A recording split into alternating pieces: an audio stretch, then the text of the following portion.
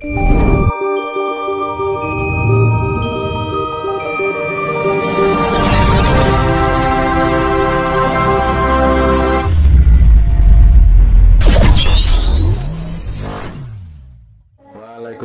warahmatullahi wabarakatuh. Teman-teman, pada malam hari ini saya bersama kru bertemu dengan Romo Edi Ronggo. Bagaimana kabarnya Romo? Ayu, alhamdulillah baik, sehat. Ya. Romo, ini saya minta itu Romo, penjelasan dari sastra Bedati Romo. Kalimat Bagaimana Romo? Wedaran tentang sastra Bedati. Nggih. Sastra itu sastra itu kalimat, ya. Kalimat. Adapun sastra itu kalimat bisa diartikan bahasa, ya, bahasa. Nah, pedati itu gerobak yang ditarik kerbau atau sapi. Nah, ini merupakan perwujudan daripada wadah. Jadi wadah atau wadak itu bisa diibaratkan tubuh, badan atau jasad. Maka bila sastra Bedati itu dimaknai dengan bahasa tubuh, maka ada kalimat dalam tembang si pengung orang legewo sang soyardo deniro cacari wis. Nah, niku nandaran-daran ndukur guneme ora kaprah. Terus pungkasannya si wasis waskita ngalah ngelingi marang si pinging. Nah, si wasis adalah orang si pandai diam. Nah, ketika ada orang yang terlalu banyak bicara, terlalu banyak menguraikan, maka bahasa tubuh yang bicara. Dia dengan senyum, dengan bagaimana memberi kemantapan lawan bicaranya, momong. Nah, jadi si wasis waskita ngalah ngelingi marang si pinging. Artinya si wasis itu berdiam diri,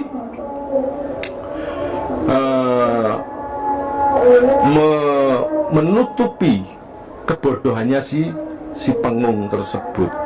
Jadi sastra Bedati adalah bahasa tubuh. Bagaimana kita mengisyaratkan, misalkan wah, candrane wong nesu kae piye. Nah, gitu kan. Jadi kita bisa memahami bahasa tubuh. Wah, kayak lagi nesu, misalnya begitu. Padahal si pemarah tadi tidak mengungkapkan kata-kata, tidak bersuara, tapi sudah mampu berkata lagi marah gitu. Nah, inilah yang dinamakan sastra Bedati. Bedati sekali lagi kerbau atau sapi yang menarik gerobak. Ibaratnya si kerbau adalah sukmanya, nyawanya, sedangkan gerobak adalah jasadnya. Kemanapun si sukma atau nyawa ini melayang, si raga pun mengikutinya. Namun manakala sukma ini melepaskan, si Bedati pun diam. Nah, itu yang dinamakan sastra Bedati, kurang lebihnya seperti itu. Jadi sekali lagi, sastra Bedati, sastra adalah bahasa, Bedati adalah gerobak, dan gerobak itu laksana jasad atau wadah manusia. Berarti intinya kalau dikaitkan dengan kehidupan manusia seperti apa Romo? maknanya? Maknanya adalah bahwasanya kita harus mampu kinemong melihat gelagat suasana tubuh lawan kita. Maksudnya lawan bicara kita. Selagi lawan bicara kita, misalkan saya dengan panjenengan karena ada keinginan, saya mau meminjam suatu kebutuhan misalnya, tapi kok kelihatannya panjenengan murung bermuram durja, tolong jangan sampaikan ini, gitu. Kalau kau menyampaikan, ya harus memakai tata cara yang lebih sopan agar tidak menyinggung perasaannya sehingga menggerakkan tubuhnya, gitu.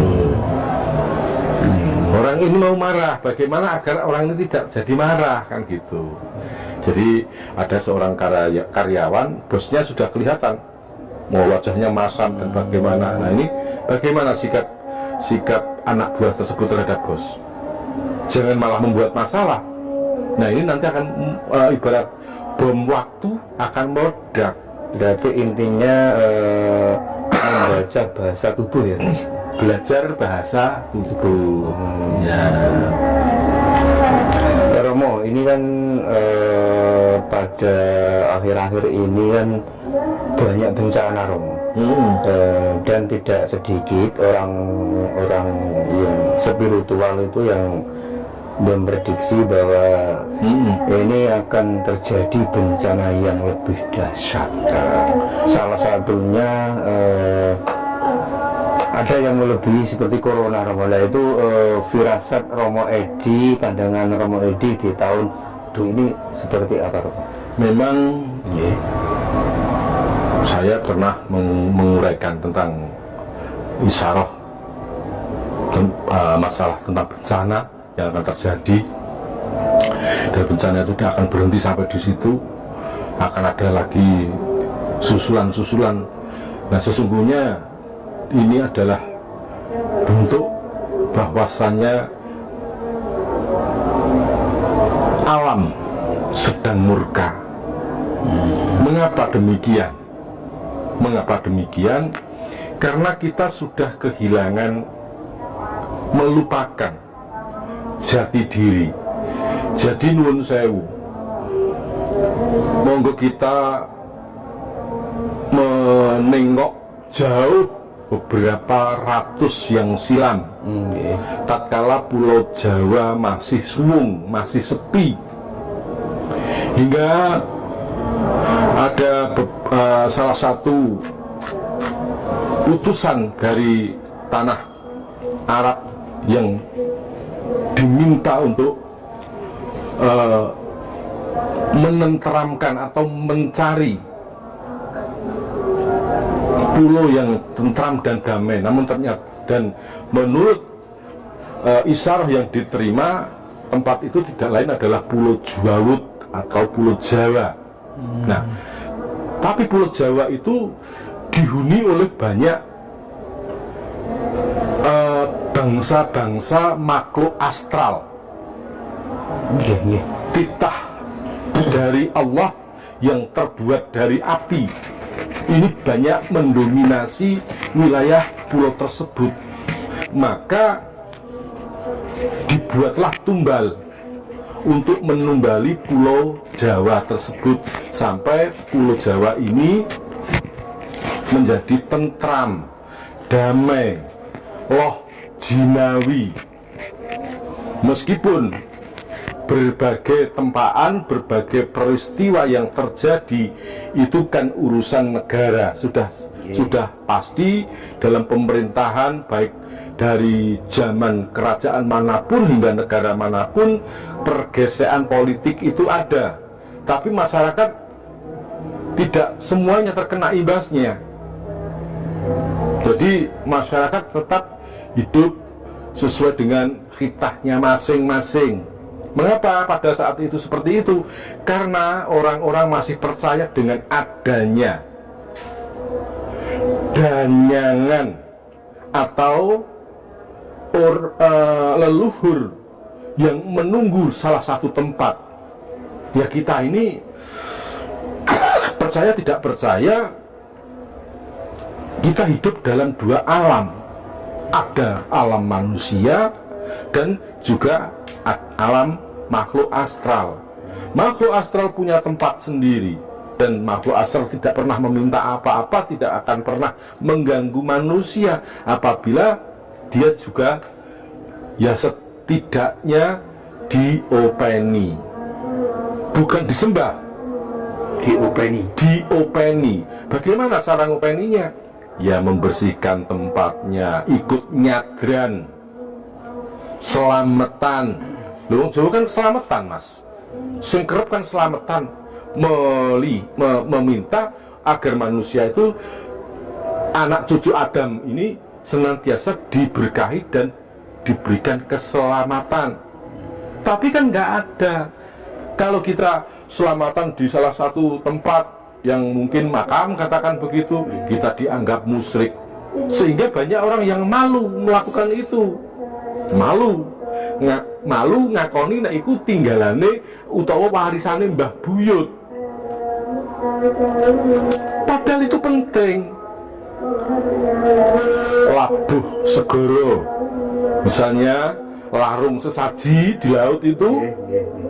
Nah, kalau orang Jawa mengatakan sedekah bumi, nah ini bukan kok menyembah bumi, sebagai wujud terima kasih anak cucu Adam kepada Allah Subhanahu wa Ta'ala yang telah menciptakan kita manusia dari bumi suci, air suci, angin suci, dan juga api suci.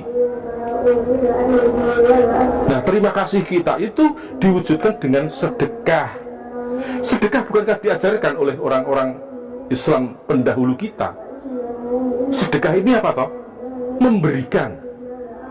Memberi kepada orang yang kekurangan. Nah, di saat itulah kita bersedekah, tapi memang tempatnya ya seperti ya di tempat yang dianggap ingin, dengan harapan agar mereka tuh tahu tempat ini jangan diusik gitu loh.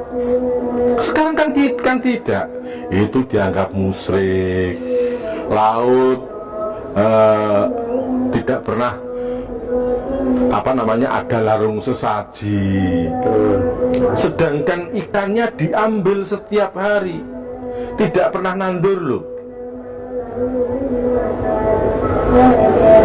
Tapi nggak pernah larung sesaji.